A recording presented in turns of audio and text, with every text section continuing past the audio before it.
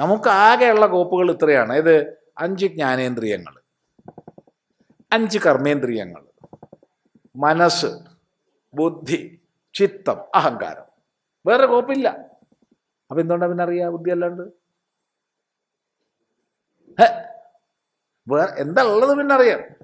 ഇല്ലെങ്കിൽ നമുക്കൊന്ന് ഈ ശരീരം ഉപേക്ഷിച്ചിട്ട് വേറെ വല്ലതും ഉണ്ടെച്ചാൽ അത് കണ്ടുപിടിക്കണം. ശരീരം ഉപേക്ഷിച്ചാൽ എവിടെ പോയാലും പുതിയൊരു ഉപാധി കിട്ടുന്ന ഒരു ശാസ്ത്രത്തിലും ഒരാചാര്യനും പറഞ്ഞിട്ടില്ല. നമുക്ക് ഇത്രയേ ഉള്ളൂ. അപ്പോൾ നിരന്തര വിചാര സാധനയിലൂടെയും യോഗ സാധനകളിലൂടെയും ബുദ്ധിയെ സൂക്ഷ്മമാക്കി സൂക്ഷ്മമാക്കി സൂക്ഷ്മമാക്കി സൂക്ഷ്മമാക്കി ആത്മാകാര വൃത്തി സമ്പാദിക്കണം. ആ ആത്മാകാര വൃത്തിസ്ഥമായ അറിവാണ് വൃത്തിസ്ഥമാം അറിവെന്ന് പറഞ്ഞത്. അതിലൂടെ അല്ലാതെ നമുക്കറിയാൻ വേറൊരു ഉപാധി ഇല്ല, വേറൊരു കോപ്പുമില്ല.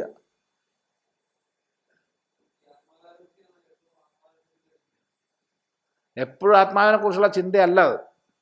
ചിന്ത എന്നുള്ളതിനുപരിയാണ്. ചിന്തയിലൂടെ എത്തിച്ചേരുന്ന ഗുരുശാസ്ത്ര സ്വപ്രത്യയങ്ങളുടെ ഒന്നാകുന്ന ആ ഏകത്വബോധം, അത് ബുദ്ധിയാണ്. അതെ, ചിന്തയിലൂടെ എത്തിച്ചേരുന്നതാണ്. അതിന് നിർണയമാണ്. അത് സംശയരഹിതമായി തന്നിൽ ബുദ്ധിയിൽ പ്രതിഷ്ഠിതമായി.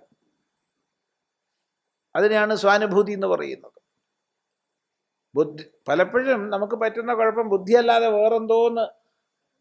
വേറെന്തോന്നിലൂടെ അറിയാണ്.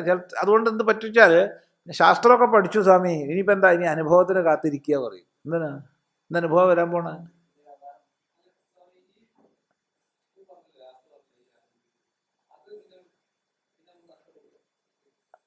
പിന്നെ എങ്ങനെ നഷ്ടപ്പെടുക? അറിഞ്ഞു അറിവ് നഷ്ടപ്പെടില്ല.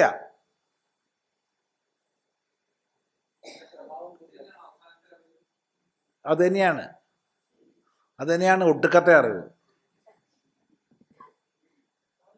വിവേക വിജ്ഞാന വിരോചനാഞ്ചിത വിദ്യാത്മവൃത്തിശ്ചരമേതി ഭണ്യതേ. വളരെ വ്യക്തമായിട്ട്. അതുകൊണ്ടാണ് ഒടുക്കത്തെ എന്ന് പറയാൻ കാരണം.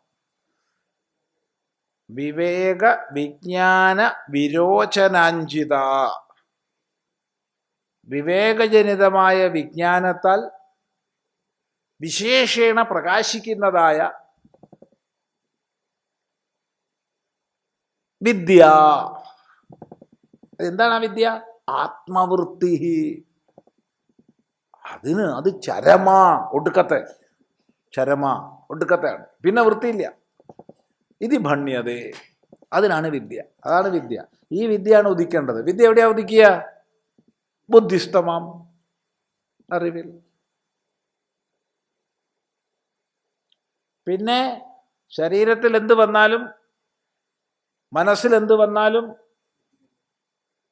തൻ്റെ ദൃഢതയ്ക്ക് മാറ്റമില്ല. ഉപാധികളിൽ എന്ത് തന്നെ സംഭവിച്ചാലും